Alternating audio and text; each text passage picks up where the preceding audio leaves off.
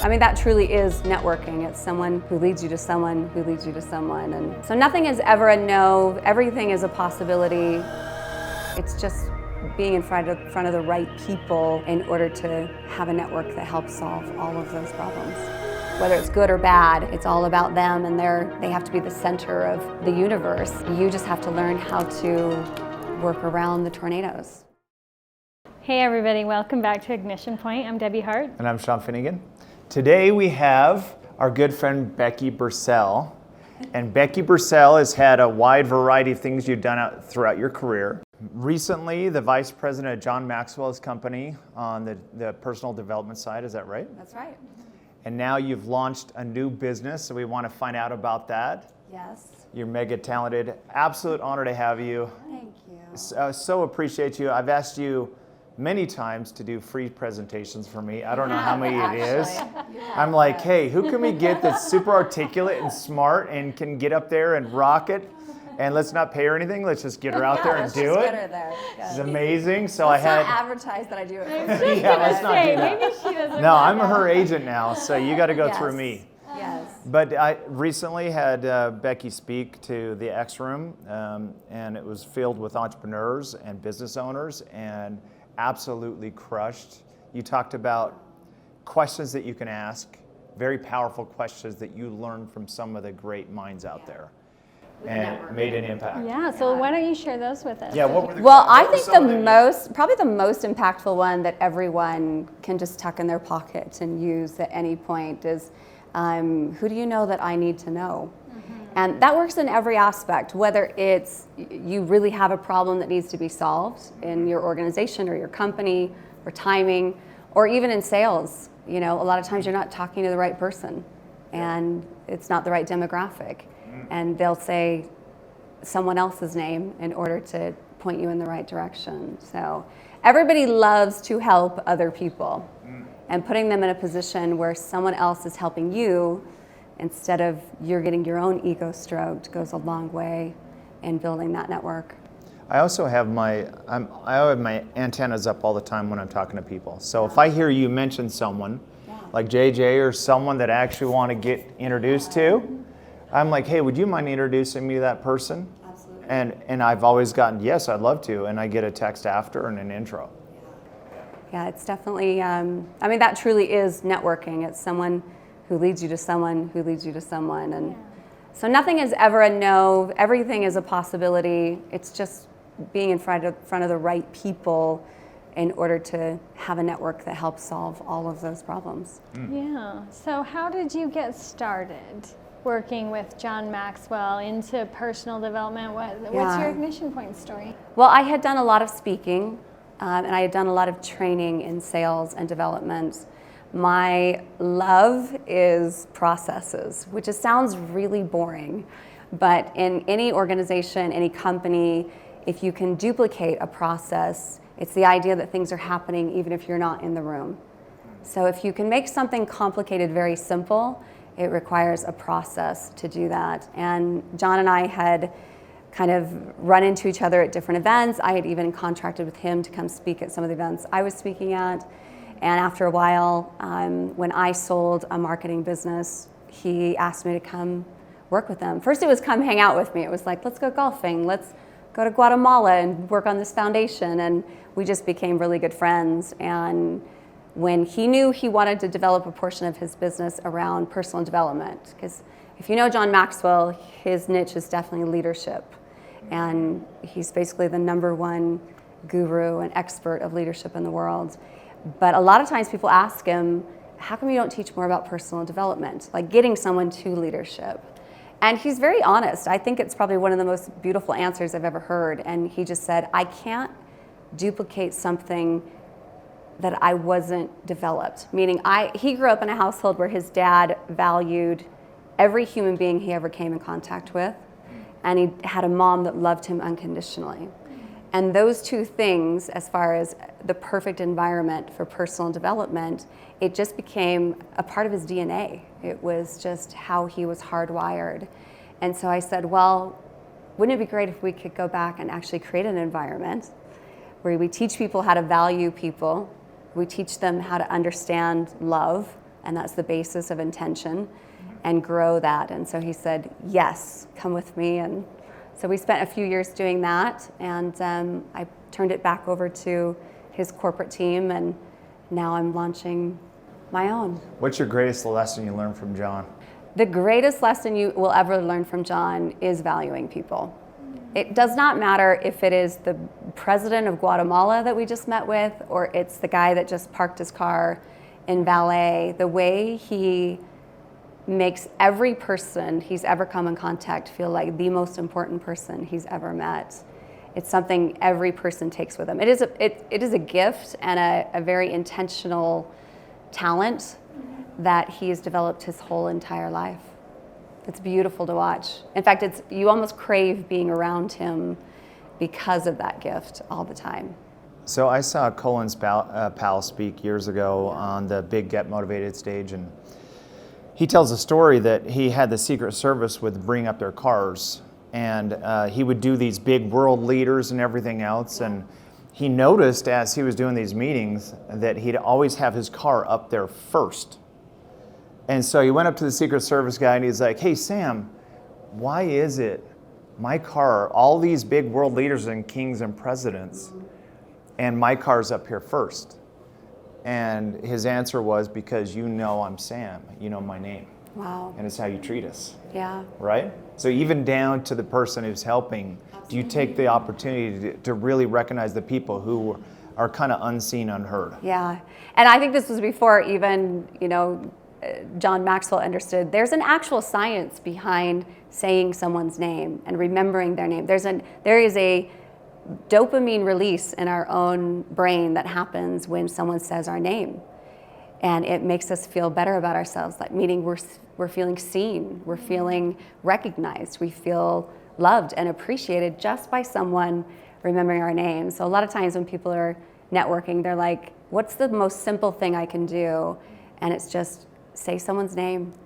Even when you're at a restaurant and you notice your server's name, instead of calling for someone, just thanking him by name. Like, thank you, John. Like, I really appreciate the way that you were with us today, or how you served us, or I just want you to know it didn't go unnoticed. There's just little things that every one of us have the power to speak into someone's life. And we make it sound like it's so simple, I'm going to sound corny or cheesy. And that person goes home thinking, man, someone saw me today. Yeah. Someone saw me today.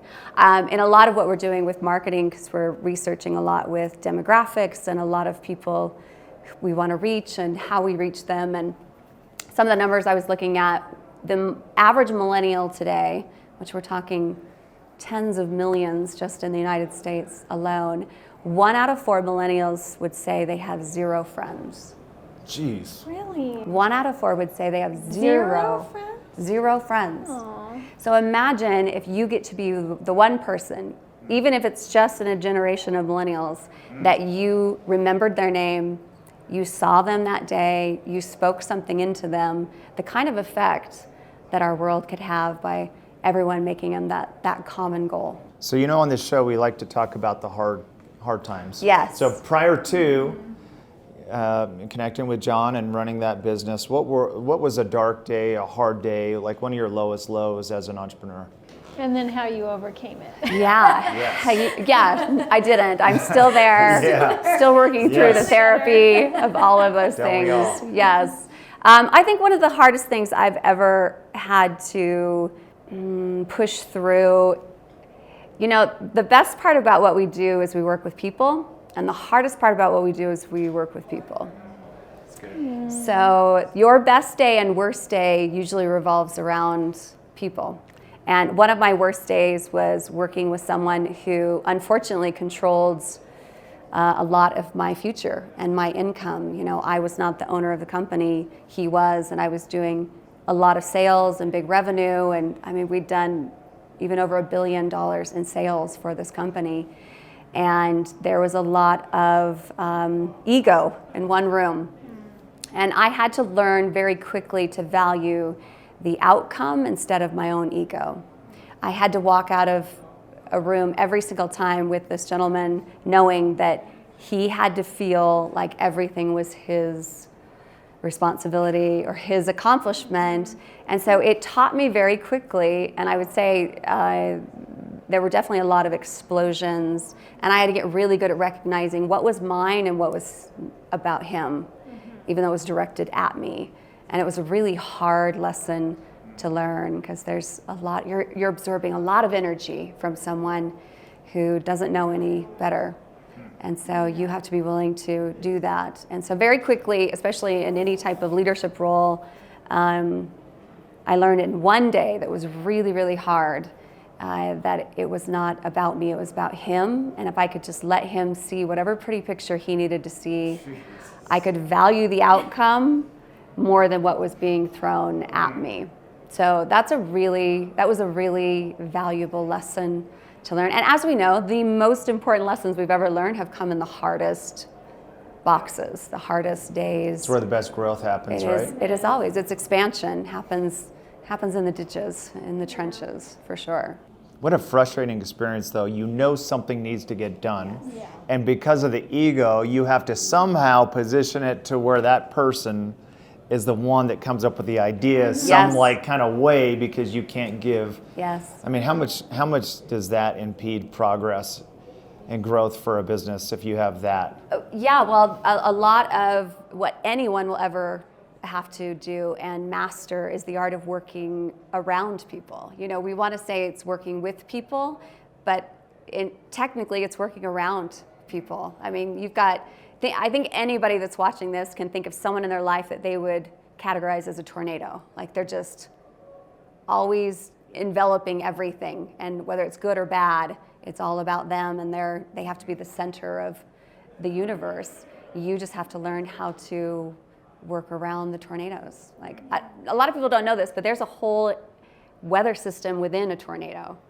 And so being the weather system within the tornado takes a lot more strength than being the tornado. Well, that's why I agree with you that it's really important for people in general, not just people in business or entrepreneurs or in wellness, but people in general, to understand personal development and psychology, because you did then understand how to deal with that in the highest and best way possible that would have the best outcome for everyone, rather than just battling egos, which isn't going to get anybody where they want to be. Absolutely. Now, does that mean I've never walked and stormed out of a room?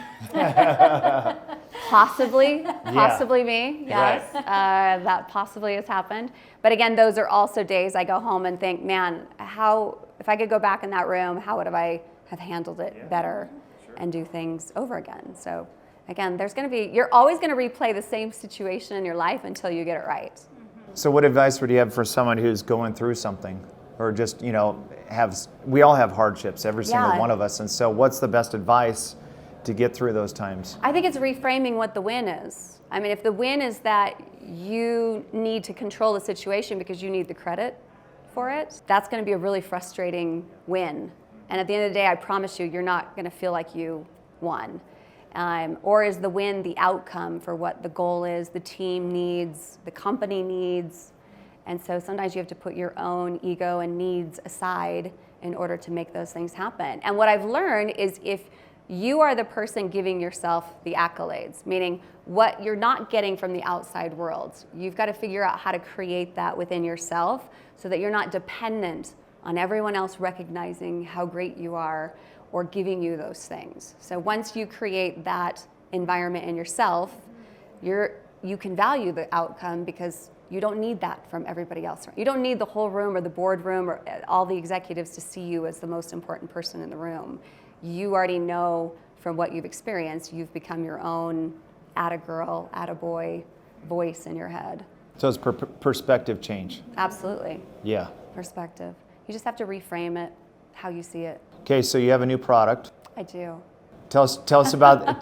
Tell us what it is, and then maybe your biggest challenge. You're in process right now, the entrepreneur journey as we speak. We are. And so, what's the product, and then what's your biggest challenge now? Yeah, every day is another biggest challenge. So for anyone that is an entrepreneur or starting a business, I mean, even from what you thought it was going to be initially. So to give you an example, like, I actually had a partner come to me, and he was going to do all the funding, he was going to do the corporate structure. We were going to do all the processes, the sales, the tools, the marketing. It was just a really great partnership in theory.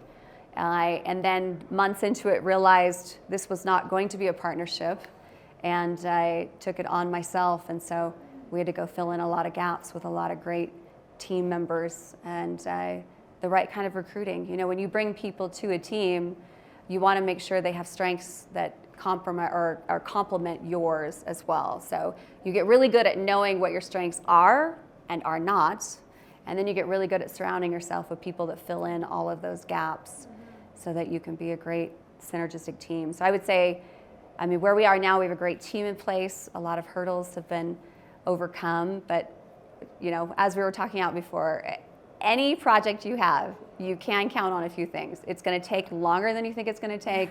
It's going to cost more money than you think it's going to cost, and it is going to be 10 times harder than you think it's going to be. I thought running businesses was easy. Right? Yeah. You're in charge. Yeah. Yeah, no.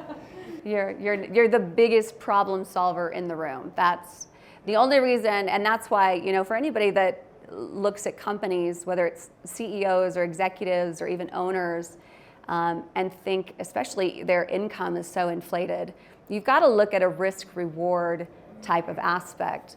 And it doesn't mean one is better than the other. I have a lot of people in my life who they want to show up to a job where they don't have the same responsibilities as the CEO or the owner of the company. They want to come in, clock in, go home, not think about things the other 8 to 12 hours that day. They want their weekends off. They want all of those things. But for those that are wired a little bit differently, I mean, they are the crazy ones of the world, the entrepreneurs who say, I'm willing to risk it all. I'm willing to put my name on the line. I have to be the hardest working person because no one's going to care about this as much as I do. I have to pick up the pieces and fill in the gaps and solve all the problems. I'm the one that has to go home and be dreaming about problem solving. There's not one moment where it's not occupying your time. There is a trade-off there at the end of the day. So you just pick your hard.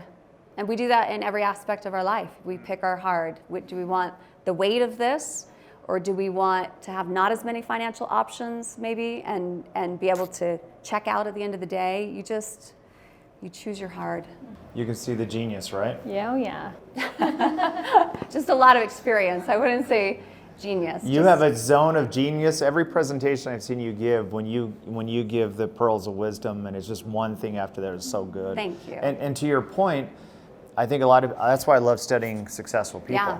Yeah. Because from the outside, there's a lot of people that try to tear them down. It's like, I can't believe how much they make and all this stuff. It is part of the journey. They don't see, like I remember seeing this cartoon that had this uber successful CEO on top of this mountain, and that all these people below were like, I can't believe he's up there, luck and everything else. But you don't see the next slide shows that he went over like glass and barbed wire to get to the top. Right? Yes. And you don't see the guy mortgaged his house to make this happen, and he might have had to put some relationships, on the back burner to make things happen. Like, I truly believe, just because of my belief system and my experience and that abundant mentality that I even struggle sometimes to hold on to, but I know it's real because I've seen it firsthand, is that everyone can really have it all. You just can't build it all at the same time. There are costs to all of it. And so you have to be willing to be honest with yourself of what is this cost of what I'm pursuing right now. So whether it's going full force into a relationship and the cost is you're not full force in your business, or vice versa, or hey, I'm having a spiritual awakening right now. I have to be so mentally checked into who I am and where I'm going that I've got to be okay with other people being at the reins with my business right now. Like there's a cost to all of these things, but there is also a really great knowledge of those experiences and being able to be very aware of where you are and what you need in that moment. So the aspect of what you said, Sean, of having people in your life that are successful and hearing their stories and knowing those, that's just us craving to know the blind spots. Mm-hmm. It's because we all have them throughout our entire life, and there's never a point where you don't have them. And so whether you have people in your life that speak into it spiritually or financially or business-wise. What we're craving is someone that is going to help us to recognize some of those blind spots before they become real obstacles. Because if you learn from other people's stories, absolutely, you save time, you save money, Yeah. you save pain. Yeah. If you're willing to learn. Yeah. So the luxury, again, the best part of that is you work with people, and sometimes the worst part of that, you've got to be very intentional of who you surround yourself with. And in my life, I call it a board of directors, and there's no shares, there's no articles of incorporation, there's no attorneys involved, but my board of directors in my life, there's always people that are speaking into that I give permission to speak into. Because when someone speaks something into you and you don't give them permission, what's your initial reaction? Like Resistance. Absolutely. Yeah. Like, I didn't ask for that. Said, you're not who I would have chosen to be in that. It's why you can't ever give advice that someone doesn't ask you for, because it will not make a difference whatsoever. But having very specific people who, when you're going through something from a business standpoint, like, man, from a financial acumen standpoint, I really need someone who understands this better than I do. Who can I go to that doesn't have an interest in me benefiting or not? Meaning they're already at a place financially and successfully and have already lived through those obstacles and are on the other side, and they're really just the kind of person that want to see you win. Yeah. Those are the people you need to have on your board of directors, where they're at a place of significance. They've already had success. They now want to actually share something with someone else. Yep. Yeah, They have because believe it or not, wisdom yes. through experience. And that gives them way more than any, share of your company. They want to know that everything they did in their life is now a river, not a reservoir. Like, it's going somewhere with someone else, and it's part of their legacy. And every person has that. Sometimes they don't know how to articulate it, but every person has that want and need. So before we finish, I got to just say this, because we've been friends for a long time. And I had this young man, my daughter, when she was in high school, had just groups of people coming over all the time. And one of the young men in particular was like articulate. And there's always like the guy in the pack that's like comes right up to the adult, like, younger people. A lot of times they don't go up and talk to the adults, so they just want to avoid that. So one of them in particular was this guy, and he was like a good friend. Like, he would come right up to me, hey, how's it going? And we'd have these conversations. And anyways, we didn't put it together for a long time later. Yeah, but that was yours. Yeah, that's right. And that was your son, JJ. It was. So maybe we can have JJ. Why don't you come over here? We can show you JJ. JJ's here in the live studio audience. So we have JJ. He wasn't expecting this. We didn't prep this, nor Just the live studio. did we with I'm Becky? loving those. So JJ's sitting here willing. watching his mom in this presentation, and Yes. so he was one of my all-time favorites. That he was way outgoing, and he's had a lot of success so far. So what would you say the key to parenting is? I mean, you raised this awesome young man. Well, the key to parenting is getting out of their way. That is that's good. the key to parenting. This young man, from the day he was born, had his own agenda, and it was learning how to help him hone all of that without stifling it. And he grew up with a lot of teachers and neighbors and other parents around him that they would describe him as too much energy, too much to handle, too much. And to me, I just thought, well, or are you just too little to understand him? Because he has too much love and joy and anticipation. Like, wouldn't everybody love to wake up every day and be like, what is life gonna bring today? And Yes. that was his personality every day. It was like every day. And you was just want to exciting. channel that and just like use that to his advantage to let him be creative. Yeah, we just prayed he use his powers for good and not evil. Yeah. That was my only prayer with this child. So what was it like, JJ, being raised by an entrepreneur mom? It was crazy. Yeah. But it was a blessing in the way that you felt like life had no boundaries, and you were able to you knew that if you worked hard enough at something, you kind of set your mind to it, that you were able to do kind of whatever you wanted to do. The big thing that personally helped me was being able to embrace uniqueness.